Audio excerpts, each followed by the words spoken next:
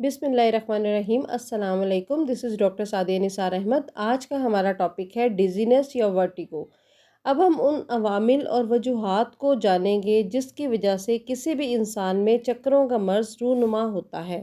ان عوامل میں سب سے پہلے نمبر پر آتے ہیں neurological conditions, inner ear problem, circulatory issues, dehydration, anaemia, hypoglycaemia یعنی low blood sugar, stress, anxiety, depression, motion sickness and senile decay یعنی بڑھاپا۔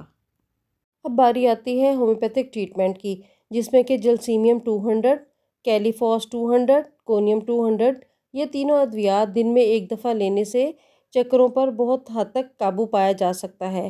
اور اس کے علاوہ اگر بڑھتی ہوئی عمر ہو اور کانوں کا مسئلہ بھی ہو تو کوکولس 30 کو دن میں 3 دفعہ استعمال کرنے سے یہ چکروں کا مسئلہ مکمل طور پر ختم ہو جاتا ہے۔ This is it for today. Thanks for watching. Please don't forget to like, share and subscribe my channel.